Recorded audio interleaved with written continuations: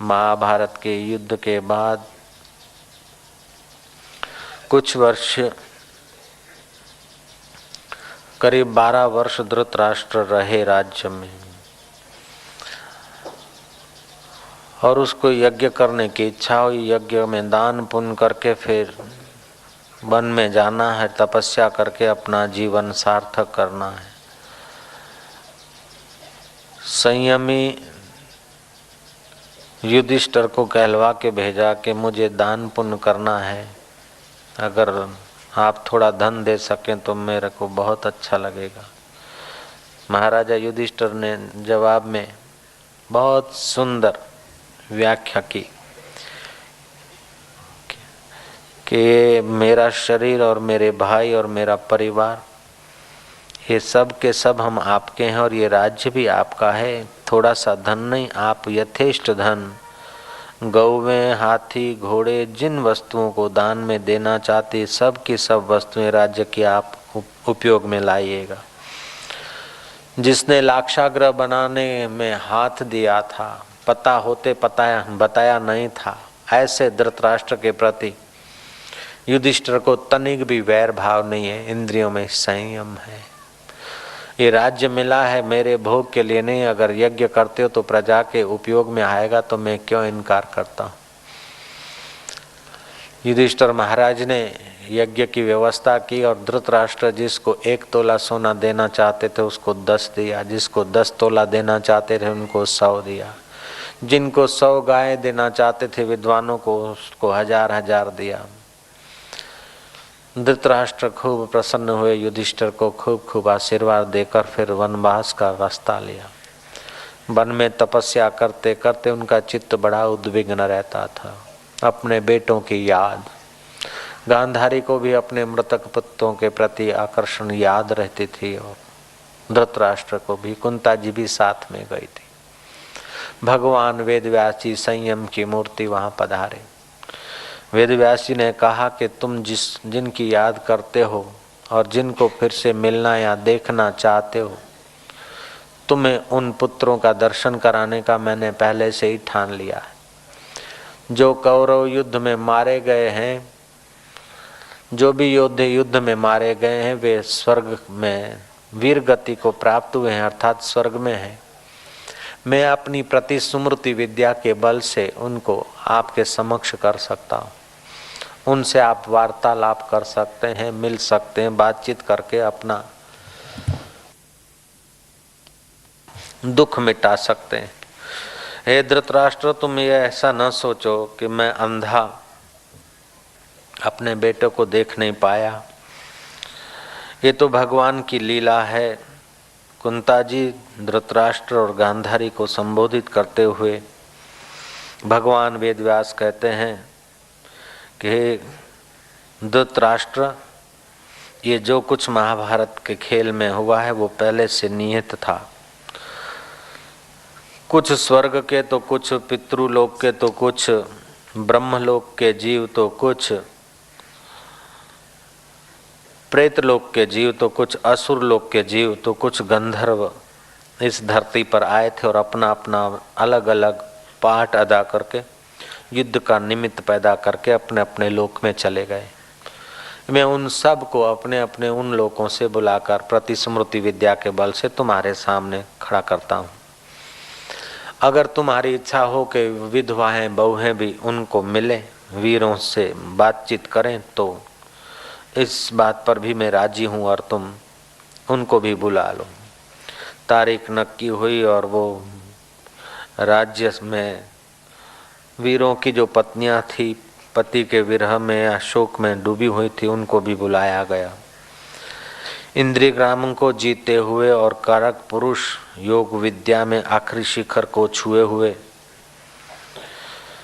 वेदव्यास जी ने कहा कि धृतराष्ट्र, तुम गंधर्व राजों में श्रेष्ठ गंधर्व थे और जो पांडु थे वो मरुत गणों में श्रेष्ठ मरुत थे। दुर्योधन तो साक्षात कली का रूप था और शाकुनी द्वापर युग का स्वरूप था और अर्जुन नरों में श्रेष्ठ था और भगवान कृष्ण तो स्वयं नारायण थे। भीष्म पितामह वसुओं गंगा का पुत्र था और अष्ट वसुओं में का एक श्रेष्ठ वसु था। इस प्रकार महाबली बलवान भीम ये भी पवन पुत्र पवन का अंश था और विदुर जी भी धर्म के अंश थे और युधिष्ठिर भी धर्म के अंश हैं। ये सब देव गंधर्व और भूत और राक्षस ये सब कौरव कुल में और पांडव कुल में अलग अलग अवतरित हुए। भगवान सूर्य की उपासना करने वाला कर्ण, दोनों कुल में कलह का निमित्त बनने वाला कर्ण सूर्य के अंश से पैदा हुआ, मानो दाता सूर्य ही था। तो ये सब अपना अपना ड्यूटी, अपना अपना खेल, अपना अपना कर्तव्य बजा कर गए हैं। जब तक इस जीव को आत्म परमात्मा सुख की तीव्र प्यास नहीं होती तब तक ऐसा करके देखें, ये मजा लेके देखें, ऐसा भोग के देखें, ऐसा करके देखें। इस संकल्प से देवलोक वाले मृत्युलोक में आते, मृत्युलोक वाले देवलोक में जाते और कभी कभी गंधर्व लोक वाले मृत्युलोक में आते तो कभी यक्षलोक के मृत्युलोक में आते, तो कभी मृत्युलोक के आदमी यक्षलोक में जाते हैं, गंधर्व लोक में जाते हैं, किन्नर लोक में जाते हैं और पितृलोक में जाते हैं। जीव को परमेश्वर के सिवाय के सुख की अथवा कुछ बनने की भावना ही जीव को लोक लोकांतर की गति कराती रहती, लोक लोकांतर में भिजवाती रहती है। श्री कृष्ण तो साथ में थे, लेकिन शाकुनी की या और लोगों की आत्मपद को पाने की इच्छा न होने से वे आत्मलोक को, आत्म परमात्मा को उपलब्ध न होकर अपने अपने लोकों में गए हैं। अब मैं तुमको संध्या हो रही है, जैसे कोई सरिता से स्नान करके बाहर आए, ऐसे ही ढंग से ये सब योद्धा युद्ध के मूड में जैसे अरण्य में गए, रण में गए थे, ऐसे ही उसी मूड से अभी अभी मेरी प्रतिस्मृति विद्या के बल से आएंगे। आप सावधान होकर देखिएगा और उनसे मिलिएगा, वार्तालाप करिएगा, अपना दुख मिटाइएगा। भगवान वेदव्यास ने प्रतिस्मृति विद्या के बल से संकल्प किया, बस गंगा में खड़बड़ाहट हुआ और जैसे योद्धे युद्ध में गए थे कुरुक्षेत्र में, ऐसे ही उस गंगा से बाहर निकल आए। केवल फर्क इतना था कि उनके कानों में कुंडल था और हृदय में द्वेष राग नहीं था, हृदय में स्नेह और मिलनसार स्वभाव था। स्वर्गीय सुख के प्रभाव से उनकी चित्त वृत्तियां सात्विक हुई थी। कर्ण भी मिला, दुर्योधन भी मिला और वेदव्यास जी महाराज ने धृतराष्ट्र को अपनी कृपा दृष्टि दी, जिससे वो दिव्य दृष्टि से वो अपने पुत्रों को देख सका। ऐसा तुम्हारा भारत था और ऐसा रिसर्च दुनिया के अभी किसी विज्ञान के पास नहीं है।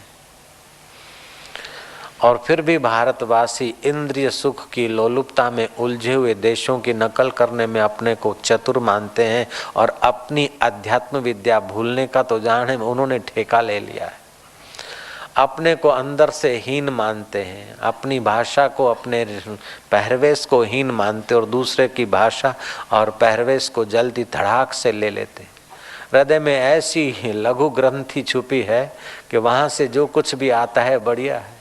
साबुन देखो कितना अच्छा है, अरे गऊओं की चर्बी पड़ती है, उस साबुन से हाथ मलकर भोजन खाया तो बैक्टीरिया तो नहीं रहेंगे लेकिन अपवित्रता तो मौजूद रहेगी।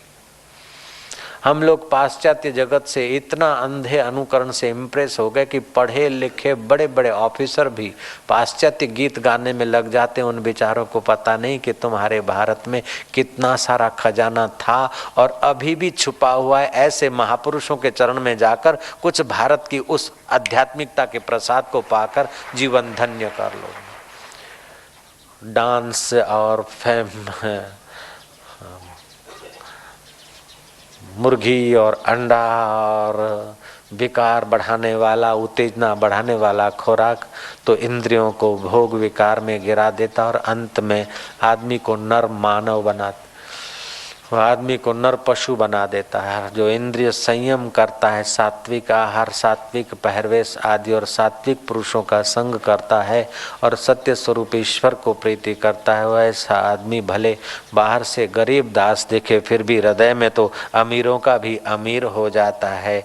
इसलिए अपने इंद्रियों को भड़कीले सुखों में जिन्होंने उलझाया है उनकी नकल करना हमारे हित में नहीं है, लेकिन अपने जीवन को जिसने संयत करके परमात्मा प्रसाद पाया है इसी का अनुकरण करना हमारे हित में है। वेद व्यास की कृपा से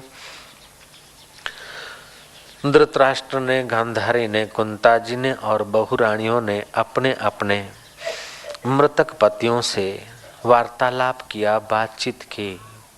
पिता ने पुत्र से बात की और पुत्र ने पिता के चरण छुए। बेटों ने माँ को प्रणाम किया और माँ ने बेटों को देखा और वार्तालाप किया। सबके मन में मिलन भाव था, स्नेह था। मिलन भाव फिल्म वाला विकारी मिलन नहीं, पत्नियों के हृदय में पतियों से मिलन भाव था। हार्दिक मिलन, हार्दिक एक दूसरे की मंगल की भावना और हार्दिक मिलन में काम को कोई स्थान नहीं था। वहां तो वेद व्यास जी महाराज की कृपा प्रसादी के वातावरण में इंद्रिय ग्राम में जीने वाले लोग भी इंद्रिय विकारी सुख से बचे हुए थे और निर्विकारी नारायण में स्थित पुरुष ने उन प्रतिस्मृति विद्या के बल से सारे कुटुंब को दुख मुक्त कर दिया। रात भर वार्ताल विलाप हुआ, बातचीत हुई। अरण्य में कुछ घूमने वाले घूमे, टहलने वाले टहले और सुबह होते होते भगवान वेदव्यास जी ने कहा कि अब सवेरा हो रहा है। अपने पुत्रों से मिलने वाले माँ बापों को और माँ बाप से मिलने वाले पुत्रों को, पत्नियों से मिलने वाले पतियों को, पतियों से मिलने वाली पत्नियों को संबोधित करते हुए वेदव्यास जी ने कहा कब ये वीर अपने अपने लोक में जाएंगे। गंधर्व लोक से आए हुए गंधर्व लोक, यक्ष लोक से आए हुए यक्ष लोक, मरुद गणों से आए हुए मरुद लोक मरुद गणों में जाएंगे और शाकुनी जैसे और जो कलयुग के जैसे दुर्योधन या दूसरे जो राक्षस हैं वे राक्षसी लोक में जाएंगे। अपने अपने लोक में जाने वाले अपने अपने लोक में जाएंगे, लेकिन जिन पत्नियों को अपने पतियों के साथ जाने की इच्छा हो वे भी इस गंगा में प्रविष्ट हो जाएं तो अपने पति के लोक को प्राप्त हो सकती है। जिन कुल वधुओं का विश्वास भगवान वेद व्यास में था और पतियों के प्रति स्नेह अधिक था, उन सब ने सशरीर गंगा में प्रवेश किया और वेद व्यास जी के योग बल से वे लोग पति लोक को प्राप्त हुई। सब कथा कहने का तात्पर्य है कि जीव के अंदर अनंत ब्रह्मांड नायक परमात्मा छुपा है। इसकी सीमा, शक्ति सीमा का कोई अंत नहीं। ऐसा अनंत परमेश्वर साथ में होते हुए भी जीव आज दर दर की ठोकर खा रहा है, केवल इंद्रिय सुख की गुलामी। भगवान बोलते हैं संनियमे इंद्रिय ग्रामम सर्वत्र संबुद्धया। इंद्रिय ग्राम को समनियत करे, इंद्रिय समुदाय को सम्यक प्रकार से नियमित करके विकारों से थोड़ा अपने को बचाए। तो ऐसा पुरुष सर्वत्र समभाव से बरते, भूत मात्र के हित में रहे तो वो मुझे जल्दी पा लेता है। अब मर्जी आपकी। उस चाचा की मुसीबत से भागे हुए गरीबदास ने भगवान के दीदार कर लिए और भगवान साकार रूप में दिखे, क्योंकि भाव प्रधान था। व्यक्ति भाव प्रधान और इंद्रिय संयम रखे तो साकार भगवान को मानने में उसको सुविधा रहेगी। अगर विचार प्रधान है और संयत इंद्रिय है तो निराकार भगवान को मानने में सुविधा रहेगी। निराकार को मानो चाहे साकार को मानो, लेकिन संयम ये अनिवार्य शर्त है। और इंद्रियों का संयम रखने के कई उपाय महापुरुषों ने बताए। जैसे अपने सुख की लालच मिटाने के लिए अपने सुख के साधनों को बहुजन हितायक खर्चने से अपने इंद्रिय विकारी सुख की लालच मिटती है।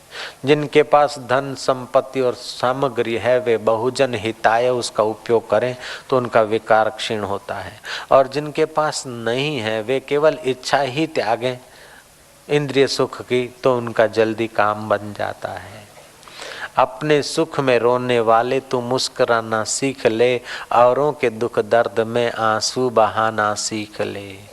आप खाने में मजा नहीं जो औरों को खिलाने में, जिंदगी है 4 दिन की तू किसी के काम आना सीख ले। जो दूसरों के काम आना सीख लेता है उसकी कामनाएं जल्दी क्षीण हो जाती है। कर्मयोगी के लिए अनिवार्य शर्त है कि कर्म तो करे लेकिन कर्म का बदला इंद्रिय भोग न चाहे, कर्म का बदला कुछ न चाहे, भगवान को अर्पण कर दे। ये भगवान की सृष्टि और सब भगवान के जन है, उनकी यथा संभव मैं सेवा करूं। जैसे पापियों की सेवा करना शास्त्रों में मना है, ऐसे धर्मात्माओं की सेवा मिले तो उसको त्यागना भी मना है। पापी की सेवा करने से पाप बढ़ेगा, पुण्यात्माओं की सेवा करने से पुण्य बढ़ेगा। पापी और पुण्यात्मा में परमात्मा देखने से तुम्हारा अंतःकरण जल्दी शुद्ध होगा। आचार्य विनोबा भावे, उनकी माँ का नाम था रखुनाई और पिताजी का नाम था नरहरे भावे। नरहरे भावे और रखुनाई, इनका स्वभाव भी साधु स्वभाव था। गृहस्थ में रहते थे फिर भी कुछ तो संयम रहा होगा। अपनी आय का कुछ हिस्सा सत्कर्म में लगे, ऐसा सोचकर पति पत्नी ने एक व्रत ले लिया कि अपने बेटे को तो पालते पोसते लेकिन कोई भी एक आध विद्यार्थी अपने घर में रखें। और विद्यार्थी, गरीब कोई विद्यार्थी पढ़ लिख कर समाज के काम आए तो अपना बिगड़ता क्या है। एक विद्यार्थी को अपने घर में रखने का नियम लिया। आय के अनुसार एक ही विद्यार्थी का पालन पोषण कर सकते थे। विनोबा भावे ने एक बार माँ से पूछा कि माँ, तुम बोलती हो सब में समबुद्धि होनी चाहिए, समता का व्यवहार रखना चाहिए, उस पर भगवान प्रसन्न होते और भगवान जल्दी मिलते हैं, लेकिन माँ तू खुद विषमता करती है। विद्यार्थी जो घर में रहते हैं उनको तो तू गरम रोटी बना के खिलाती और बासी बची तो मुझे ही देती, और ज्यादा होती है तो तू खाती है मेरे को देती, विद्यार्थी को कभी बासी रोटी नहीं देती। माँ तू बोलती है कि सम व्यवहार करना चाहिए, सम बुद्धि रखनी चाहिए, लेकिन मेरी माँ पुण्यशीला माँ तू स्वयं विषम व्यवहार करती, विद्यार्थी को तो ताजी रोटी बना के देती और मेरे भाग्य में या अपने भाग्य में बासी रोटी क्यों रखती है। रखुनाई बोलती है, नरहरि भावे की धर्म पत्नी और आचार्य विनोबा की माँ, ऐसी व्यक्तियां ही तो संत की माँ हो सकती है न, सरल हृदय की, समबुद्धि वाली। वो सत्य वक्ता माँ बोलती है कि पुत्र, मेरी अभी समबुद्धि नहीं हुई, मुझे विद्यार्थी में तो परमात्मा की भावना हो जाती है लेकिन तेरे में परमात्मा की भावना नहीं जमती बेटा। मैं जिस दिन तेरे में भगवान देखने लगूंगी ना तो उसी दिन तेरे को भी ताजी रोटी खिलाऊंगी और बासी तेरे को नहीं दूंगी, विद्यार्थी की नहीं तेरा भी आदर करूंगी। ऐसी पवित्र माताओं के कुख से तो संत आत्मा प्रकट होंगे। अंडा खाकर फिल्म देखकर जो बच्चों को जन्म देती है उनके बच्चे तो मंकी ब्रांड अंडा छाप बच्चे होंगे ही, मुर्गी छाप, इसमें कोई बड़ी बात। मुर्गी और अंडे खाने से कितनी सारी बीमारियां होती है। अभी प्रदेश के विज्ञानी और डॉक्टर और हेल्थ मिनिस्टर लोग चिल्ला रहे हैं बेचारे। बर्तानिया के हेल्थ मिनिस्टर ने टीवियों के द्वारा और अखबारों के द्वारा प्रजा को चेतावनी दी है कि अंडे में जो पीला पदार्थ आता है उससे आंतों की बीमारी आदि शुरू हो रही है और दूसरी भी कई बीमारियों के नाम ठाम दिए गए हैं विगतवार। मेरे पास वो सब है सामग्री। कुल मिलाकर अंडे से बहुत सारी तबीयतें खराब होती है और 3000 आदमी हर हफ्ता में जमा हो रहे हैं बीमारी के कारण। अंडे का ही प्रभाव, उसमें एक आध आदमी मर भी जाता है, ऐसा उस मैगजीन में आया है। दूसरी बात, अंडे से और भी कई सारे रोग पैदा होते हैं। जानकारों का कहना है कि हार्ट अटैक की बीमारी में अंडा ज़्यादा जवाबदार है, हाई बीपी आदि में भी अंडा ज़्यादा जवाबदार है। और अंडे में रहा प्रोटीन या शक्ति या कैल्शियम, तो ये कैल्शियम तुम्हारा टमाटे में अंडे से 5 गुना है। उड़द की दाल और चने और मूंग और मसूर में भी प्रोटीन की कोई कमी नहीं है। फिर भी सत्यानाश बढ़ रहा है। सुबह शाम बस जहाँ देखो ये तामसी खुराक, इंद्रियों को भड़काने वाला, वीर्य ग्रंथि को उत्तेजन करने वाला, काम विकार को बहकाने वाला जगह और अशांति बढ़ाने वाला खुराक, तामसी खुराक शास्त्रकारों ने, बुद्धिमानों ने मना किया है। प्रचार यही हो रहा है, मेरी जान मुर्गी के अंडे, संडे हो या मंडे खा ले मुर्गी के अंडे। सत्यानाश हो रहा है और क्या बढ़ाओगे तुम। नारायण नारायण कही दो भाई साहब, नारायण नारायण नारायण। आहार शुद्ध हो, सत्व शुद्धि। आहार शुद्ध होगा तो सत्व गुण शुद्ध रहेगा, नहीं तो तमस से दबा हुआ अशुद्ध रहेगा सत्व गुण। आहार शुद्ध हो, सत्व शुद्धि। सत्व शुद्धि ध्रुवा स्मृति। जो लोग चटका, जीव का चटका लेकर थोड़ी देर की मजा चाहते हैं, उनको पता नहीं कि अपने हाथों से ही अपने पैर पर कुहाड़ा मार रहे हैं। शांति आनंद पुण्य को नाश करके अशांति को आमंत्रित कर रहे हैं। भले जुआनी के जोश में पता न चले तामसिक खुराक का, लेकिन ये तामसिक खुराक जरूर खाने वाले की खबर तो लेता है। ऐसे की कईयों की खबर लिया और वो मरीज होकर मेरे पास बेचारे आए, उनको मैं जानता हूँ। नाम तो लेना मेरा स्वभाव नहीं, लेकिन मैं जरूर जानता हूँ जिन्होंने आहार पर थोड़ा कंट्रोल नहीं किया, खान पान का ठीक ध्यान नहीं रखा। अभी तो डॉक्टर लोग बोलते कि मांस शरीर के लिए कोई जरूरी नहीं है, देर से पचता है। ये तो हमारे ऋषि मुनियों ने तो लाखों वर्ष पहले कहा है। मछली, मीट और अंडा या मुर्गी खाने वालों को ये बात याद रखनी चाहिए। विज्ञानी लोग बोलते हैं कि मुर्गियों को आजकल कैंसर खूब होता है। वो मुर्गी खाने के शौकीन मुर्गी के साथ साथ कैंसर की बीमारी भी पैसा देकर खरीद के ले आते हैं। इतने चतुर आदमी के पैसा देकर कैंसर खरीदते और खाते हैं। ये जीव का चटका कितना परेशान करता है। और लोग गुमराह करने के लिए प्रचार करते हैं कि बिना मुर्गे की मुर्गियां अंडा देती, इसलिए फलाहारी है, वेजिटेरियन है, फलाहारी है। अंडा अगर फलाहारी होता तो फल वृक्ष से पैदा होते हैं, अंडा मुर्गी से क्यों पैदा हुआ? वृक्ष से पैदा होना चाहिए।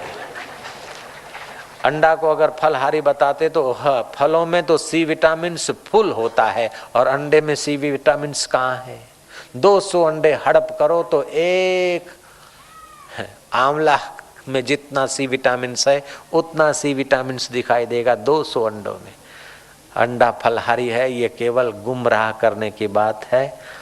मेरी जान मुर्गी के अंडे, संडे हो या मंडे खा ले मुर्गी के अंडे।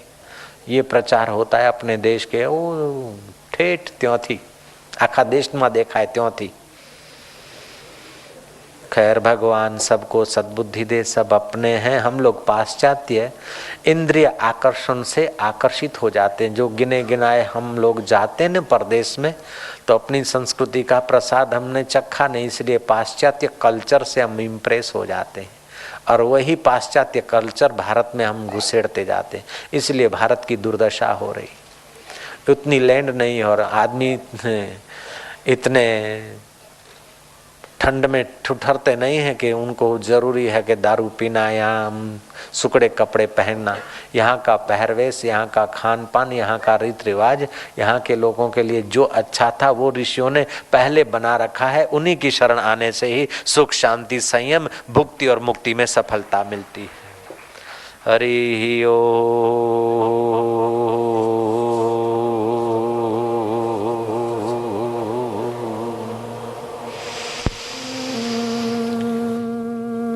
तुकाराम महाराज कहते हैं कि पहले तो हमको कीर्तन में जाने से हरि नाम का चस्का लगा।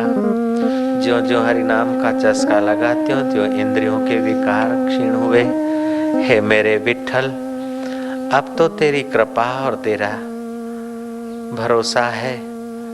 इंद्रियां तो बड़ी बलवान है और मन बड़ा चंचल है। पर्वत पर बैठकर भी तेरा भजन करता हूँ या घर में या मंदिर में, तो कई बार मन ताली मारकर भाग जाता है। हे विठ्ठल, तेरे कीर्तन की ताली से फिर मैं उसे वापस ले आता हूँ। हे मेरे विठ्ठल, तू मेरी रक्षा करना। इन इंद्रियों ने और मन ने तो मुझे युगों तक भटकाया है। कंचन ने, कामिनी ने इस जीव को आकर्षित किया, इतना ही नहीं, लेकिन हे मेरे विठ्ठल, मान बढ़ाई और ईर्ष्या ने भी हमारे चित्त को संसार में उलझाया है। हे मेरे परमेश्वर, मान और बढ़ाई, ईर्ष्या से हमारा चित्त बचे और तेरे प्रसाद में, तेरे कीर्तन में, तेरी भक्ति में रंग जाए। हे मेरे रंगनाथ, तू ऐसी कृपा करना। हरि हरि हो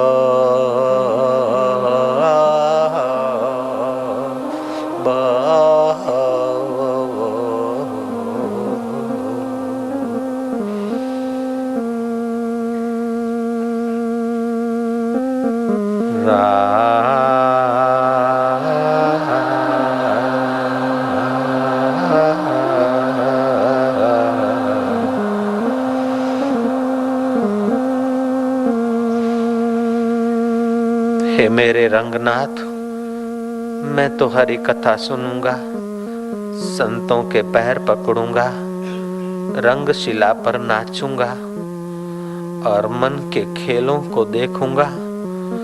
तेरे नाम की ताली बजाकर, इन 5 विकारों को भगाकर तेरे प्रसाद में नाचूं, ऐसी तू दया करना। हे रंगनाथ, मुझे रंगशिला पर नाचने का अवसर दे, मुझे तेरे प्रेम में रोने का और आंसू बहाने का अवसर दे।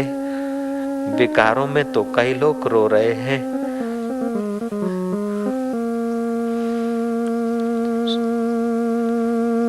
सच्चे हृदय से भगवान को स्नेह करने वाले तुकाराम महाराज ने तो बही खाते, लोगों से क्या लेना और देना है, वो बही खाते तो उठाकर इंद्रायणी नदी में डुबा दिए कि कब तक बाहर के हिसाब संभालूंगा, कब तक लेता और देता रहूंगा। जिससे लेना चाहिए उस ठाकुर जी की कृपा को लेने का समय इन बाहर के रुपए लेने देने में क्यों गवाऊंगा। जिस ठाकुर जी को अपना आपा अर्पित करना चाहिए उसको ही मैं अपना आपा दे रहा हूँ, ये बही खाता। हे इंद्रायणी देवी, हे इंद्रायणी नदी, मैं तुझे अर्पण कर रहा हूँ। मैं तो अब ठाकुर जी से लूंगा दूंगा, ये बही खाता मुझे नहीं चाहिए। उस संत हृदय ने अपने बही खाते डुबो दिए नदी में और अपने को डुबो दिया हरि कीर्तन में, अपने को डुबो दिया हरि ध्यान में, अपने को डुबा दिया रंगनाथ के ज्ञान में। वही सच्चे संत तर पाए, बाकी के लोग बड़े चतुराई से संसार के सुखों के पीछे पड़े थे।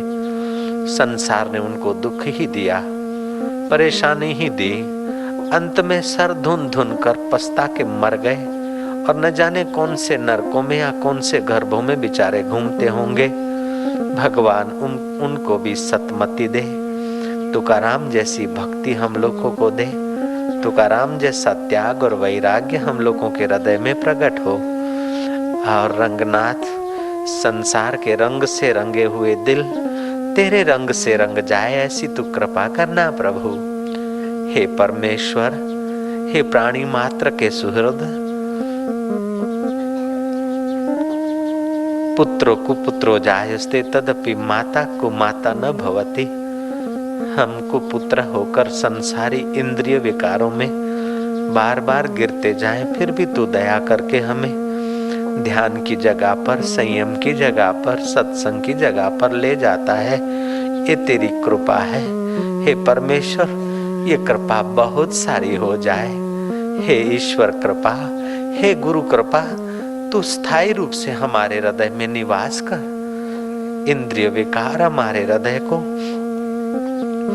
विकारों में घसीटे, उसके पहले तुम हमें हरि के ध्यान में, हरि के नाम में, हरि के कीर्तन में ले जाओ, ताकि वो विकारों की दाल न गले। विकारों की दाल गलने से हम जन्म जन्म में गलते जाते हैं और गुरु कृपा की विजय होने से, ईश्वर कृपा की विजय होने से हमारा विजय हो जाता है। हरि हरि ओ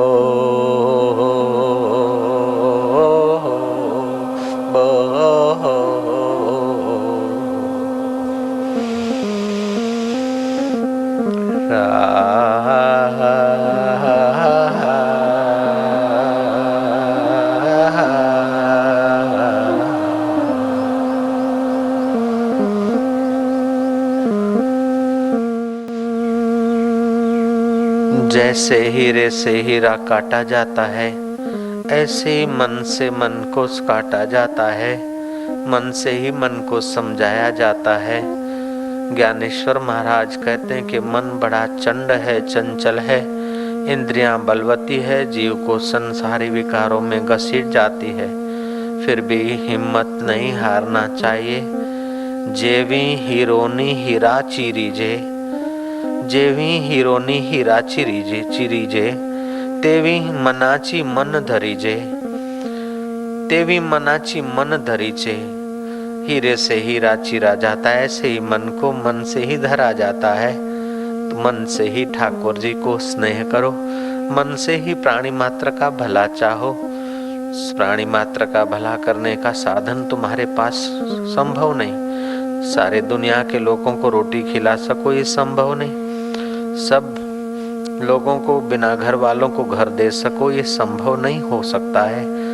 हो संभव हो न भी हो, सबको वस्त्रों से ढक दो ये संभव हो भी न भी हो, लेकिन सबके हित की भावना से तुम्हारा हृदय सब में बसे हुए हरि के प्रसाद से पावन होता है। फिर यथाशक्ति सबके हित का प्रयास करते हुए सबका जो सहारा है उस सहारे स्वरूप परमात्मा में प्रतिदिन गोता मारा करो, तो तुम्हारे इंद्रियों के विकार धीरे धीरे निर्विकार नारायण के सुख के तरफ मुड़ने लगेंगे। जेवी हीरेनी हीरा चिरीजे, तेवी मनेची मन धरीजे। जैसे हीरा से हीरा कटता है, ऐसे मन के विकार मन से ही कटते हैं और आदमी निर्विकारी नारायण के सुख में गोता मारने लग जाता है। हरि हरि ओ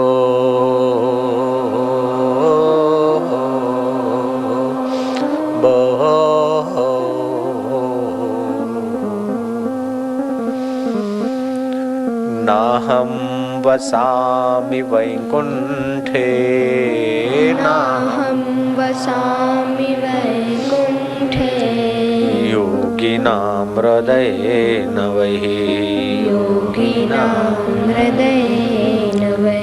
मद्भक्ता यत्र गायन्ति, मद्भक्ता यत्र गायन्ति, तत्र तिष्ठामि नारदः, तत्र तिष्ठामि नारदः। हरि हरि ओ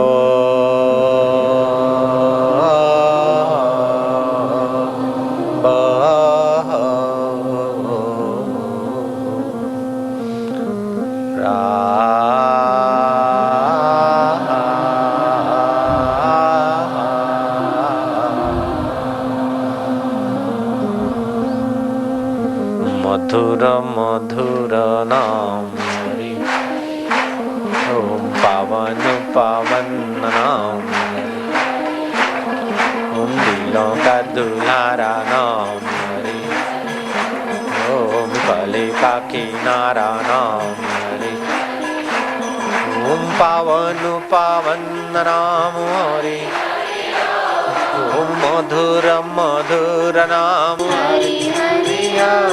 ओम मीरा बोले प्यारा नाम हरि हरि। ओम पावन पावन नाम हरि हरि मधुर मधुर नाम हरि हरि। ओम पावन पावन नाम हरि हरि। ओम प्रेम से बोलो प्यारा नाम हरि हरि। दिल से बोलो दुल्हारा नाम हरि हरि।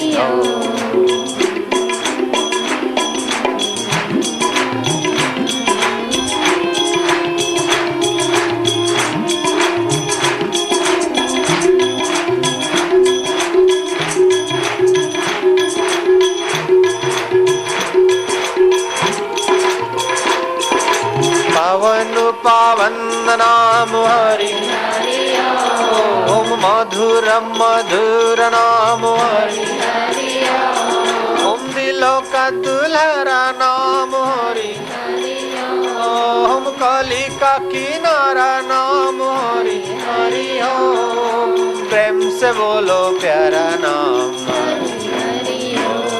ओम पावन पावन नाम हरि हरि। ओम मधुर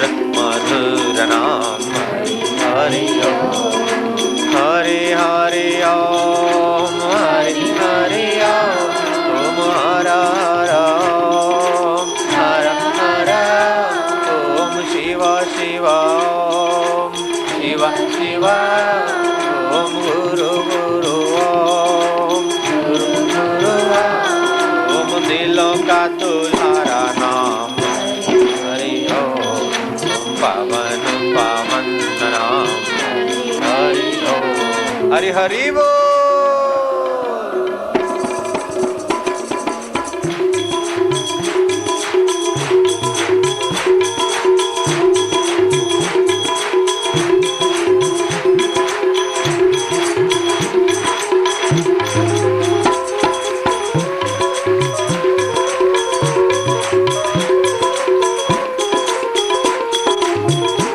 जय हो।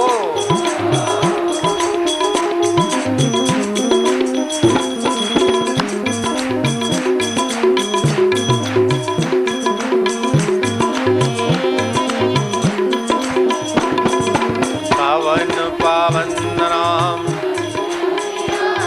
ओम मधुर मधुर नाम हरि हरि ओम कले का किनारा नाम हरि हरि ओम गौरंग बोले प्यारा नाम हरि हरि ओम पुण्य का प्यारा नाम हरि ओम पावन पावन नाम हरि हरि ओम मधुर मधुर नाम हरि हरि ओम दिलों का दुलारा नाम हरि हरि ओम काली का किनारा नाम हरि ओम पावन पावन नाम हरि ओम।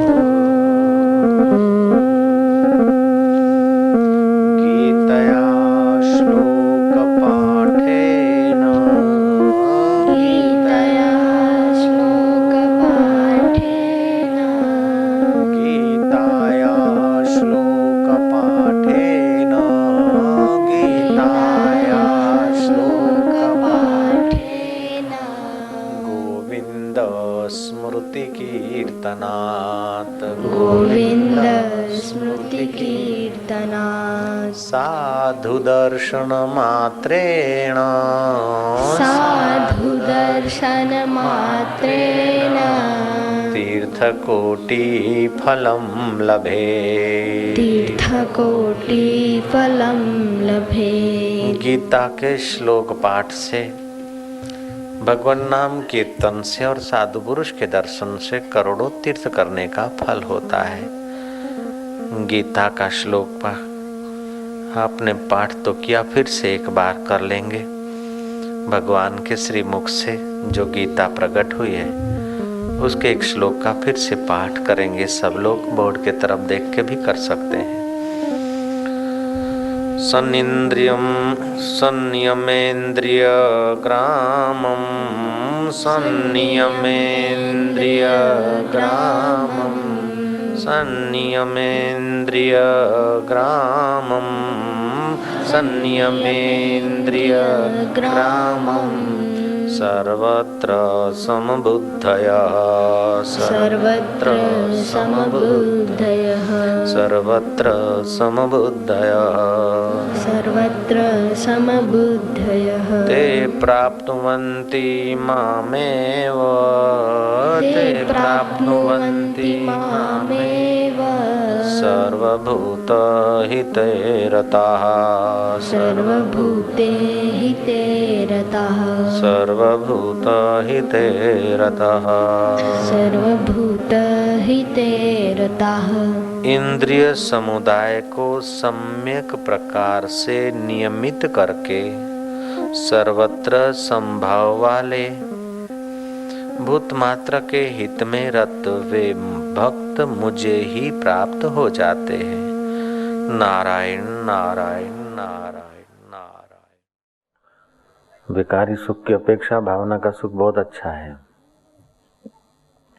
किसी नट को नटी को फिल्म को देखकर जो मजा लेता है दृश्य को, ऐसे तो ठाकुर जी के मंदिर में जाकर जो भावना का सुख लेता है वो आदमी ऊंचा है, ऊंचा सुख पाता है। लेकिन भावना भी सदा नहीं रहती, लंबा समय नहीं रहती, बदल जाती फटाक से। भावना के सुख से भी ज्यादा स्थायी और सुलभ सविकल्प समाधि का सुख है, ध्यान का सुख है। लेकिन ध्यान भी सदा नहीं रखता, ध्यान भी सदा नहीं लगता। सविकल्प समाधि लगती है, फिर भी विकल्प बना रहता है और वो टूट भी जाती है। उससे निर्विकल्प समाधि का सुख ज्यादा सामर्थ्य देता है और ज्यादा ठोस होता है, ज्यादा साफ सुथरा होता है, ऊंचा होता है। निर्विकल्प समाधि में भी कब तक रहेंगे? इससे भी ऊंचा होता है निर्विकल्प तत्व का साक्षात्कार। निर्विकल्प तत्व का साक्षात्कार माना फिर भीड़ में रहे, बस्ती में रहे, उसकी समाधि बनी रही। युद्ध करे, समाधि करे, उसकी समाधि बनी है। राज्य करे, भिक्षा मांग के रहे, उसकी समाधि बनी है। स्त्रियों के बीच जीता है तो समाधि बनी है, और गिरी गुफा में कौपिन चढ़ाकर एकदम ब्रह्मचर्य व्रत में रहता है तो उसकी समाधि बनी है। श्री कृष्ण की सदा समाधि है। युद्ध के मैदान में भी कृष्ण की समाधि है। बंसी बजाते समय भी कृष्ण की समाधि है। नरोवा कुंजरवा कहने में भी कृष्ण की समाधि है, क्योंकि श्री कृष्ण सदैव निर्विकल्प तत्व में है। ऐसे ही राजा जनक भी निर्विकल्प तत्व में पहुंचे। उस निर्विकल्प तत्व में पहुंचने के लिए हमारा लक्ष्य ऊंचा होना चाहिए। निर्विकल्प तत्व के साक्षात्कार का लक्ष्य होना चाहिए। लक्ष्य ऊंचे में ऊंचा होने से नीची प्रवृत्ति और नीचे संकल्पों के पीछे जो हम अपने को खपा रहे हैं और हाथ में कुछ नहीं लगता, उससे हम बच सकते हैं। ऊंचे में ऊंचा वो निर्विकल्प तत्व है परमात्मा। अंतःकरण उसमें स्थिर रहता है तो ये निर्विकल्प समाधि बनती है। समाधि फिर सब अंतःकरण स्थिर भी रहता है, लेकिन अंतःकरण को भान रहता है कि मैं स्थिर हूं, तो ये सविकल्प समाधि है। सविकल्प समाधि भी दो प्रकार की होती है, आनंदा अनुगत समाधि और विचार अनुगत समाधि।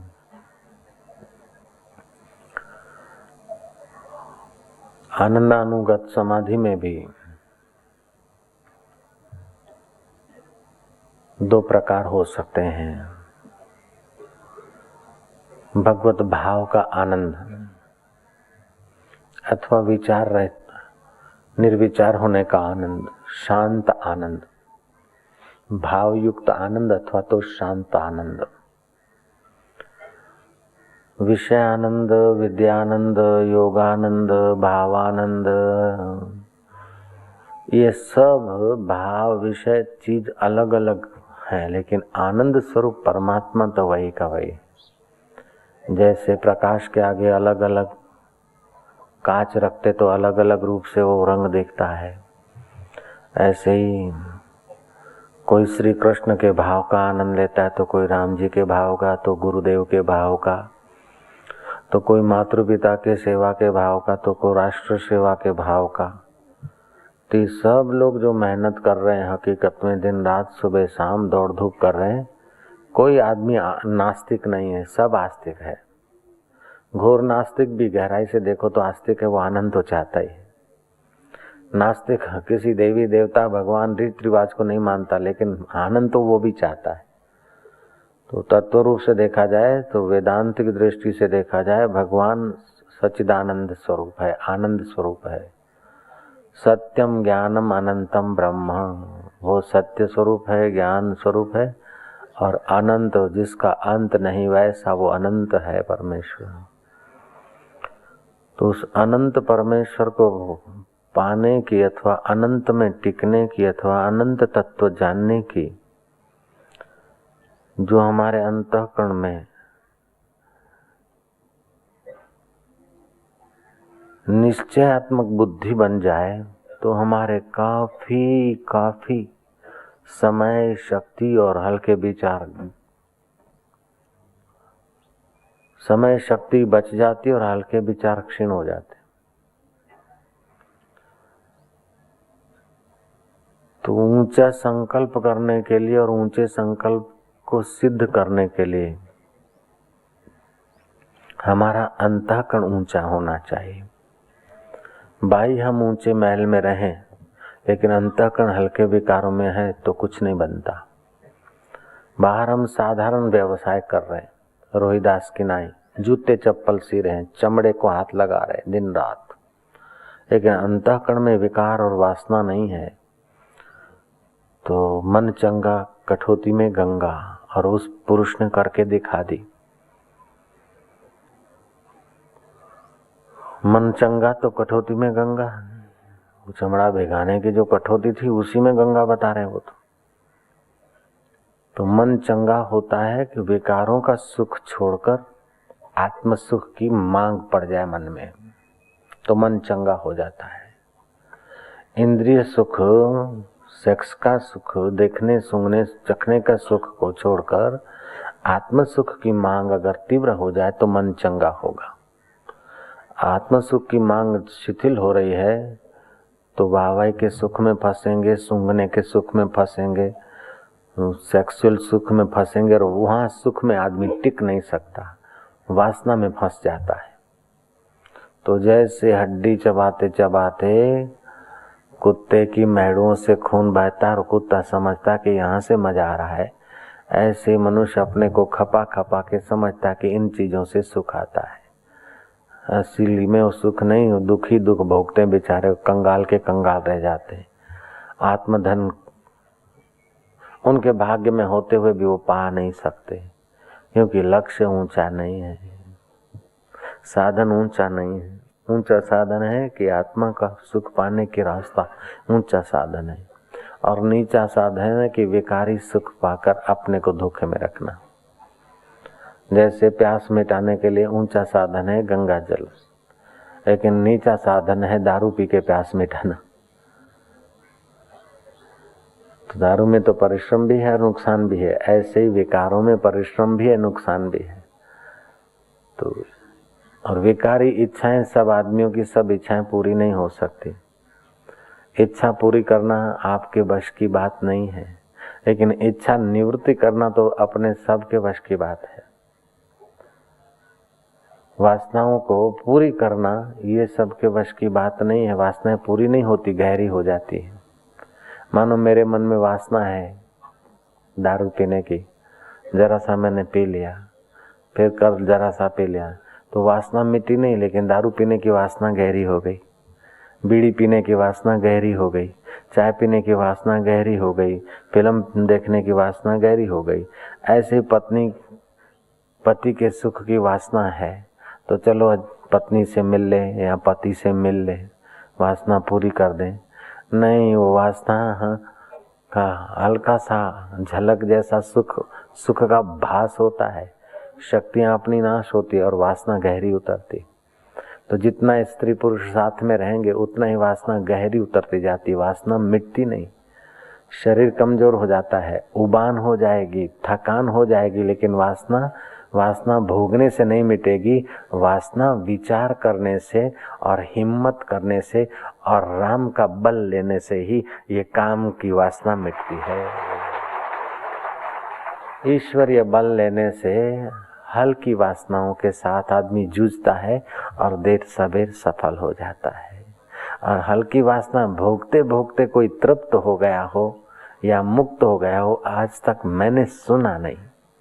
आपने सुना है तो कृपा कर सकते हैं, बता सकते हैं। भोगी आदमी कोई मुक्त हो गया हो, वासना तृप्त हो गई हो, थक गया होगा, उब गया होगा, बीमार पड़ गया होगा, मर गया होगा, नरकों में घसीटा गया होगा, ये तो हम लोग अनुमान कर सकते हैं, यहाँ देख समझ भी सकते हैं।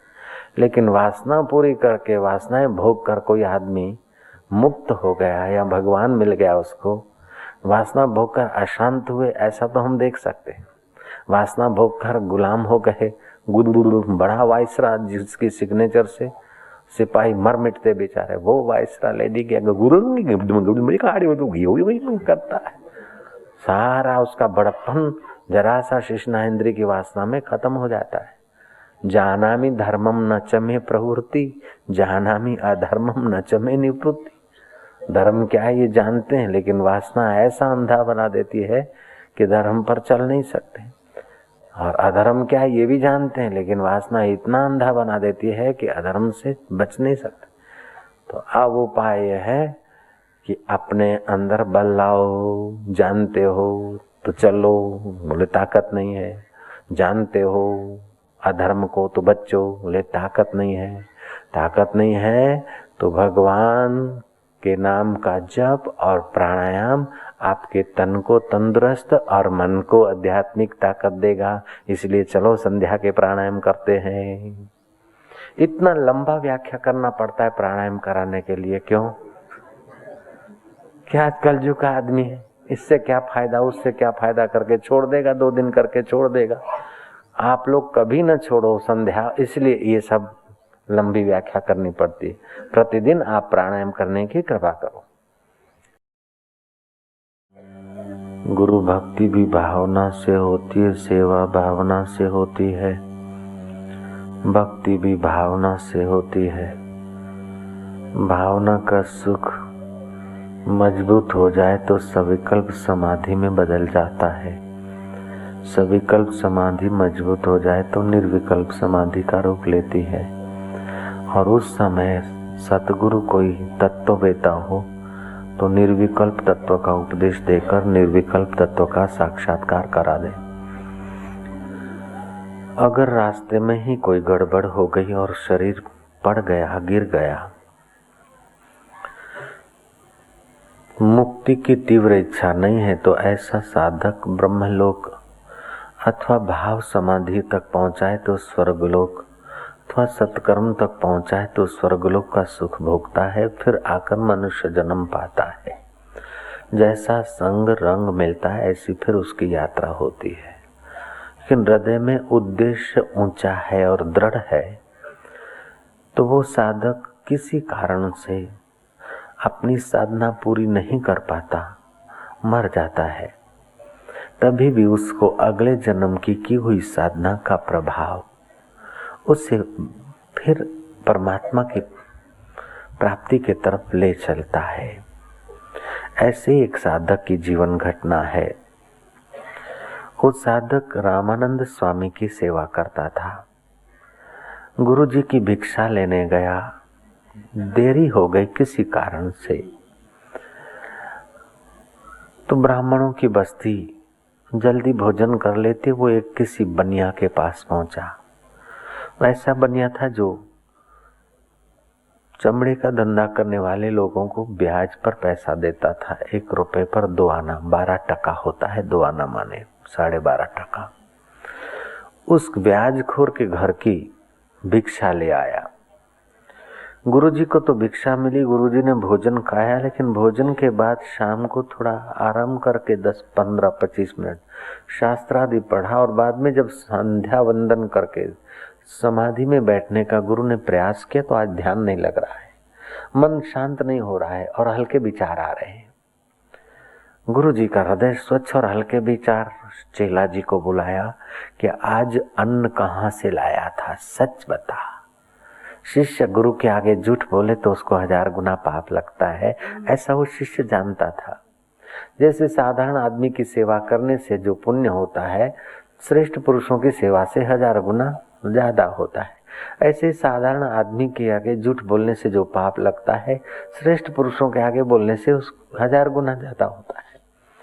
इसलिए जो लोग राजकारण खेल कर या मस्का पालिश करके गुरुओं को ठगना चाहते वे बेचारे फिर गुरुओं के नजीक ही नहीं आ पाते हैं, क्योंकि उनके पाप बढ़ जाते हैं। ऐसा भी मैंने कई जगहों से सुना देखा है। और जो सरल हृदय आते हैं, अपराधी होते हैं, अति पापी होते हैं और सरल हृदय से पाप स्वीकार कर लेते हैं, ऐसे लोग महापापी और महा डकैत लोग भी अच्छे ऐसे सदग्रस्त हो जाते हैं, जैसे मुगला डाकू श्रद्धानंद संत के आगे अपनी बेवकूफी, अपना पाप ताप स्वीकार करता है, सच्चाई का गुण प्रकट करता है, तो मुगला डाकू हूं, एक ऊंचा नागरिक सिद्ध हो जाता है, जिसकी चर्चा संतों के श्रीमुख से भी होने लगती है।